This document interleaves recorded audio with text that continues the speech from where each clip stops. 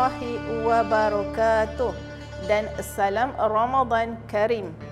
Terima kasih atas kesudian anda menonton program Mau'izah Ramadan 1442 Hijrah Wakaf Intelek Masjid Muhammad Al-Fatih.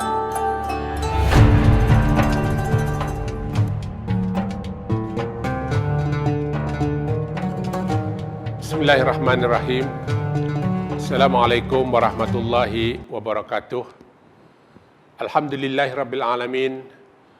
Wassalatu wassalamu ala asyrafil anbiya'i wal mursalin wa ala alihi wa sahbihi ajma'in. Rabbi shrah li sadri wa yassir li amri wahlul 'uqdatam min lisani yafqahu qawli. La haula wa la quwwata illa billahil aliyil azim. Tuan-tuan, perempuan yang dikasihi dan dirahmati oleh Allah Subhanahu wa taala.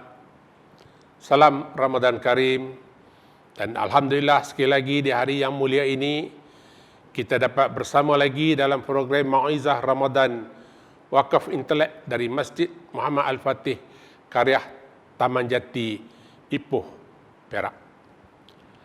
Alhamdulillah, hari ini kita telah berada di hari yang ke-17 Ramadan, dalam fasa yang kedua bagi bulan Ramadan pada tahun ini. Semoga kita terus beristiqamah memelihara momentum yang tinggi, mengejar dan meraih segala kelebihan ganjaran beramal di dalam bulan yang mulia ini. Allah berfirman di dalam Al-Quran, A'udzubillahi minasyaitonirrajim. Bismillahirrahmanirrahim. Syahrul Ramadan allazi unzila fihi al-Quran hudan lin-nasi wa bayyinatin minal huda wal furqan. Faman syahida minkumus syahra falyasumhu.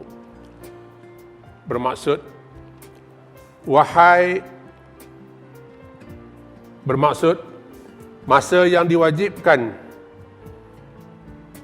ke atas kamu berpuasa itu ialah bulan Ramadan yang padanya diturunkan Al-Quran menjadi petunjuk bagi sekalian manusia dan menjadi keterangan yang menjelaskan petunjuk dan menjelaskan perbezaan antara yang benar dengan yang salah.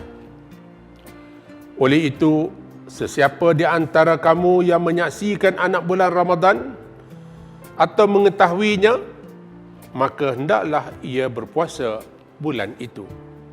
Surah Al-Baqarah ayat 185. Allah Subhanahu wa taala memerintahkan kepada setiap orang yang beriman untuk berpuasa satu bulan di bulan Ramadan. Dan setiap yang diperintahkan oleh Allah Subhanahu wa taala sudah pasti ada hikmah dan kebaikannya. Hari ini kita telah berpuasa melepasi separuh daripada bulan yang mulia ini. Justru itu, di samping kita melaksanakan segala ibadah yang diwajibkan dan segala ibadah-ibadah yang disunatkan, hendaklah juga kita terus merenungi dan bermuhasabah akan diri kita. Apakah puasa yang kita laksanakan ini mampu untuk mengubah diri dari yang baik kepada yang lebih baik, tidak hanya dalam beramal, malah dalam mempertingkatkan akhlak mulia seperti yang diajar oleh Rasulullah sallallahu alaihi wasallam. Kerana itu Rasulullah didatangkan di kalangan umat manusia adalah untuk menyeru dan juga mengajak manusia supaya tunduk dan mengabdikan diri kepada Allah. Allah nyatakan di dalam Al-Quran, وَلَقَدْ بَعَثْنَا فِي كُلِّ أُمَّةٍ رَسُولًا أَنْ يَعْبُدُوا اللَّهَ وَاجْتَنِبُوا الطَّاغُوتَ. Dan sesungguhnya didatangkan di kalangan umat manusia itu Rasul adalah untuk mengajak manusia supaya mengabdikan diri kepada Allah dan menjauhi diri daripada taghut. Puasa adalah salah satu daripada rukun Islam yang wajib ditunaikan. Ibadah puasa juga adalah di antara ibadah-ibadah yang lain yang mempunyai impak yang tinggi dalam membina akhlak yang mulia, sekiranya benar-benar diamalkan dengan penuh keikhlasan. Mari kita renungi di sebalik ibadah puasa yang mentarbiah orang-orang yang berpuasa serta menjana nilai akhlak yang mulia.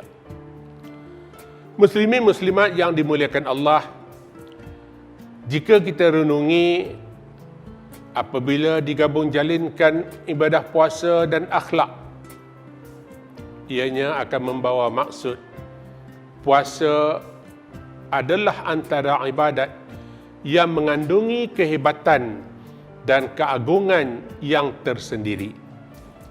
Setiap ibadat bertujuan mendidik jiwa dan sahsiah pribadi seseorang Muslim.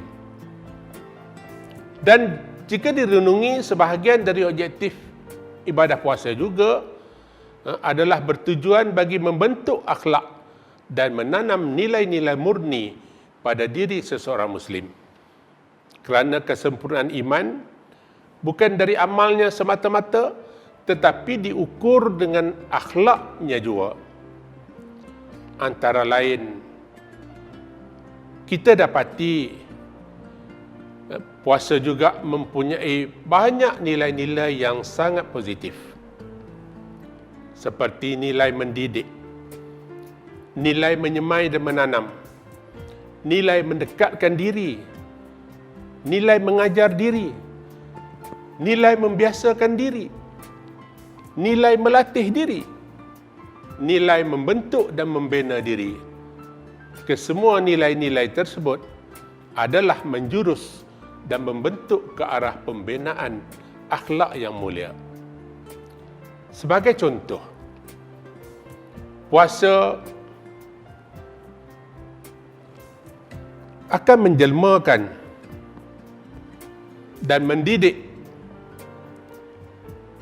menjadi hamba yang beriman, patuh kepada perintah Allah dan meninggalkan larangan Allah. Puasa akan menyemai dan menanam sifat ikhlas dalam semua perbuatan. Puasa akan mendekatkan diri kita kepada Allah dalam semua urusan. Puasa mengajar diri kita untuk melatih, mengawal kehendak nafsu. Puasa membiasakan dengan amalan-amalan kebaikan. Dan puasa juga melatih kita untuk menjauhi perkara yang buruk.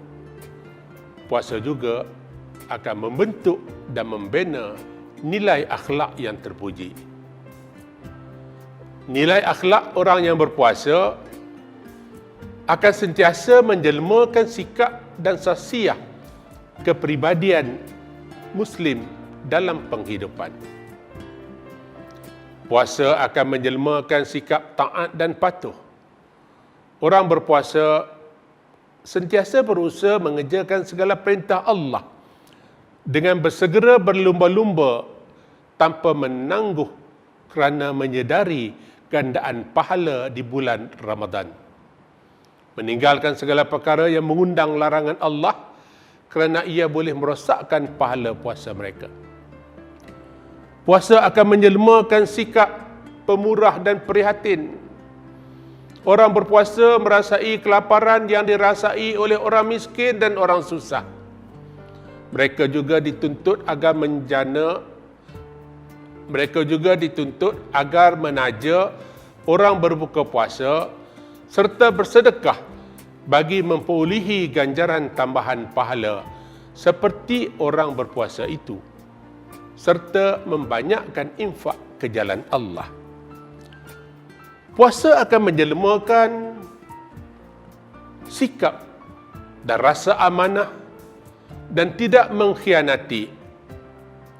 Puasa mengajar orang yang berpuasa menjaga amanah terhadap diri sendiri dan terhadap Allah Subhanahu wa taala. Orang yang berpuasa beramanah dengan masa puasa dan pahala puasa agar tidak berkurangan di samping segala tuntutan ibadah sepanjang berpuasa. Hal yang sama termasuklah juga dengan amanah-amanah lain yang dipertanggungjawabkan ke atas diri kita. Puasa akan menjelmakan sikap benar dan tidak berbohong. Orang berpuasa diperintahkan agar menjaga lidah dari berbohong ataupun berdusta dan juga segala perkataan yang sia-sia, apatah lagi yang mengandungi dosa. Ini membawa arti bahawa puasa mengajar arti bercakap benar pada diri dan orang lain. Puasa juga akan menjelmakan sikap sabar dan tabah. Bersabar dengan ketaatan, menahan lapar dan dahaga, serta dari berbuat dosa dan atas ujian musibah kehidupan. Puasa juga akan menjelmakan sikap pemaaf dan tidak bermusuhan. Sentiasa mengharapkan keampunan ilahi dan sentiasa memberi keampunan dan kemaafan kepada manusia. Puasa juga akan menjelmakan sikap muraqabah atau mengawasi diri. Mengawal diri dengan merasakan sentiasa diperhatikan oleh Allah atas segala yang dilakukan, sekalipun berada di tempat yang tersembunyi atau bersendirian. Antara lain, dapatlah dibuat kesimpulan bahawa puasa menjana nilai akhlak yang mulia serta melahirkan rasa cinta dan kasih sayang kepada Allah serta kebaikan. Puasa akan melahirkan rasa syukur dan merasa cukup, berqanaah. Puasa akan melahirkan rasa redha dan lapang dada. Puasa akan melahirkan rasa mujahadah di dalam kehidupan. Puasa akan melahirkan rasa taubat dan sentiasa kembali kepada Allah. Puasa akan melahirkan rasa takwa dan kebergantungan kepada Allah. Puasa akan memberikan manfaat dan berkebajikan. Puasa akan melahirkan rasa sayang dan bersilaturahim atau berukhuwah. Puasa akan melahirkan rasa menjauhi perkara maksiat. Puasa akan melahirkan rasa ifah diri dan maruah. Puasa akan melahirkan rasa menahan marah. Puasa akan melahirkan rasa tidak pentingkan diri atau tamak membazir. Puasa akan melahirkan rasa keikhlasan. Dan puasa juga akan melahirkan rasa untuk menjaga dan memelihara masa. Tuan-tuan, perempuan yang dimuliakan, lazimnya sesuatu barang atau perkara menjadi berharga apabila mempunyai nilai yang baik. Sebaliknya, tidak akan dihargai apabila sudah tidak punya nilai. Semoga Ramadan kali ini akan menghasilkan nilai ibadah yang terbaik buat kita serta mampu melonjakkan diri dan nilai akhlak yang tinggi dan mulia. Salam Ramadan Karim, selamat berpuasa, terima kasih dan wallahu a'lam. Masjid Muhammad Al-Fatih telah dibina pada tahun 2016 dengan menampung seramai 1,500 orang jemaah. Prasarana yang berbentuk kemudahan untuk para jemaah di masjid ini terdiri daripada ruang solat utama, dewan solat muslimat, balai lintang, pejabat bagi urusan pentadbiran beserta bilik kuliah khas yang memuatkan seramai 30 orang jemaah. Alhamdulillah, pada tahun 2019, masjid ini telah terpilih sebagai Masjid Bestari di Negeri Perak. Satu penilaian permakahan oleh bahagian pengurusan Masjid Negeri Perak telah dibuat yang mana masjid ini pada tahun 2019 menerima markah iaitu 65.33% yang membawa ranking sebanyak 2 bintang dan berada di tangga pertama dalam Ipoh dan tempat ke-27 daripada 53 buah masjid bestari di negeri Perak. Manakala pada tahun 2020 pula, masjid ini menerima markah iaitu 83.82% yang membawa ranking sebanyak 4 bintang dan berada di tempat kedua dalam Ipoh dan tempat ke-13 daripada 53 buah masjid bestari di negeri Perak.